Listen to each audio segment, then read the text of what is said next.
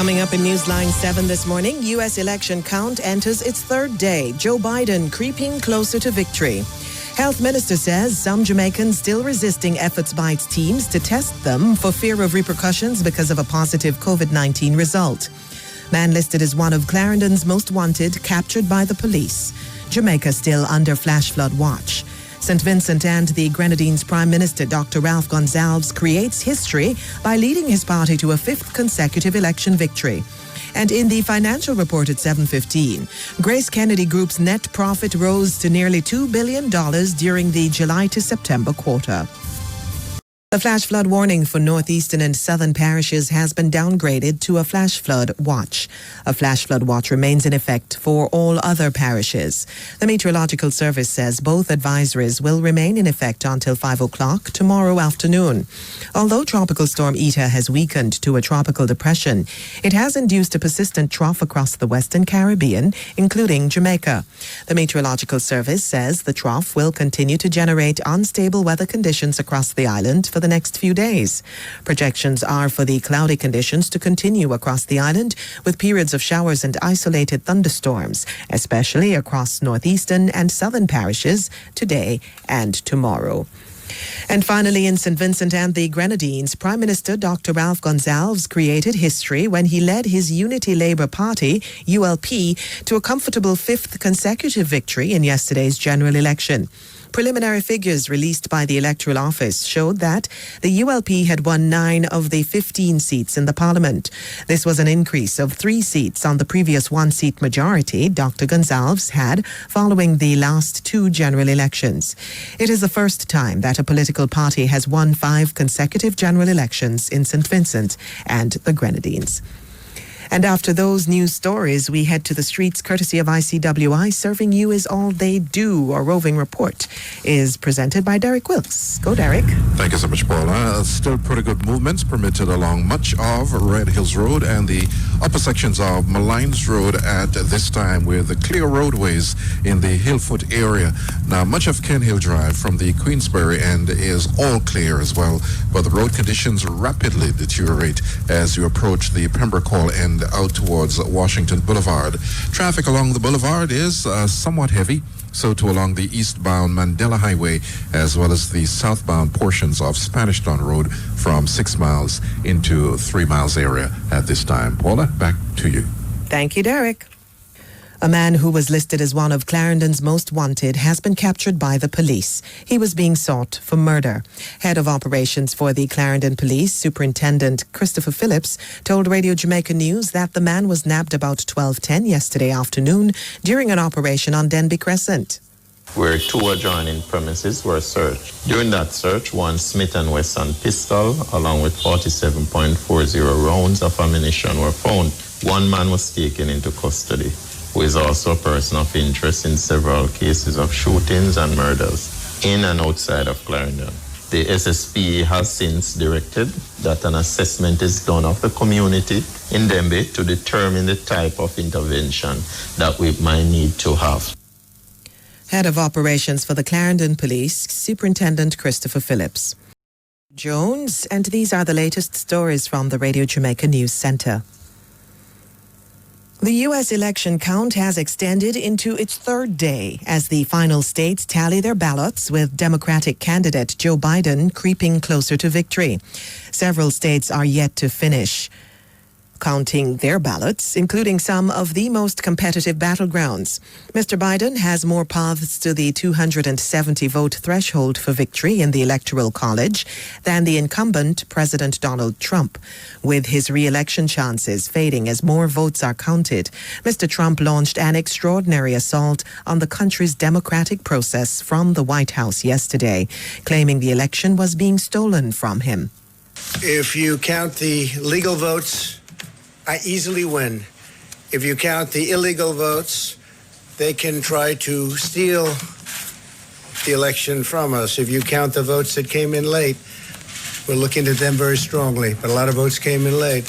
I've already decisively won many critical states, including massive victories in Florida, Iowa, Indiana, Ohio.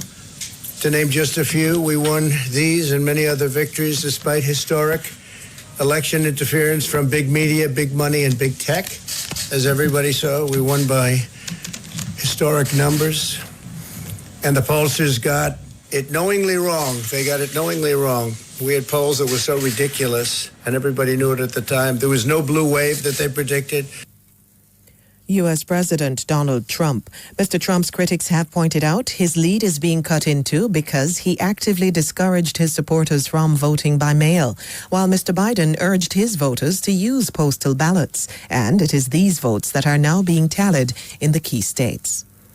And President Trump's campaign lost court rulings in the closely contested states of Georgia and Michigan yesterday, even as it vowed to bring a new lawsuit challenging what it called voting irregularities in Nevada.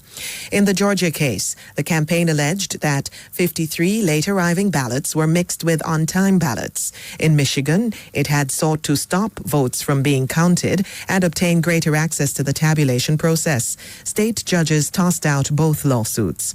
A Superior Court judge in Georgia said there was no evidence that the ballots in question were invalid. Mr. Trump's allies also alleged there had been voting irregularities in Nevada's populous Clark County, which includes Las Vegas. Meanwhile, the U.S. Office of Special Counsel has opened an investigation into allegations that the Trump campaign's use of the White House as an Election Day command center violated federal law. In a statement, Democratic Representative Bill Pascrell said the federal watchdog responded yesterday to his call for a probe, telling him a special unit has opened an investigation into the allegations to determine if federal law was violated. President Donald Trump monitored election returns in the living room of the White House residence on Tuesday, later addressing 200 supporters gathered in the East Room. Mr. Pascrell had asked the special counsel, Henry Kerner, to investigate reports suggesting that Mr. Trump used space in the adjacent Eisenhower Executive Office building on the grounds of the White House as a campaign war room. Back home, the health ministry says some Jamaicans are still resisting efforts by its teams to test them for fear of repercussions because of a positive COVID-19 result. Chief Medical Officer of Health, Dr. Jacqueline Besesa McKenzie, says stigma around COVID-19 has led to some people being threatened by community members. Persons who have been tested have been told, don't bother, make it come back positive. So we are still facing that issue, and it is not allowing us to get a good handle of what is happening in some of these communities that we have gone into because persons are not coming out to be tested. She is urging Jamaicans to recognize that it is in their best interest to get tested. So when the public health team comes in, we should try to facilitate them as much as possible because it is in your interest and in the interest of all the persons within that community for us to detect any cases quickly so that we can isolate those persons and be able to protect the rest of the community. So I want to encourage persons to cooperate and to come out for testing when we are in those communities. Chief Medical Officer of Health, Dr. Jacqueline Besesa McKenzie. In the meantime, Dr. Besesa McKenzie is expressing concern that persons have been going directly to laboratories to get tested for COVID-19 without involving their doctors. Dr. Besesa McKenzie says this is presenting a dangerous situation in which symptoms are not being managed while persons await test results. She also says in some cases the health ministry is left out of the loop in relation to the results of the tests. So if persons are having signs or symptoms, then they should visit their doctor if those are not improving.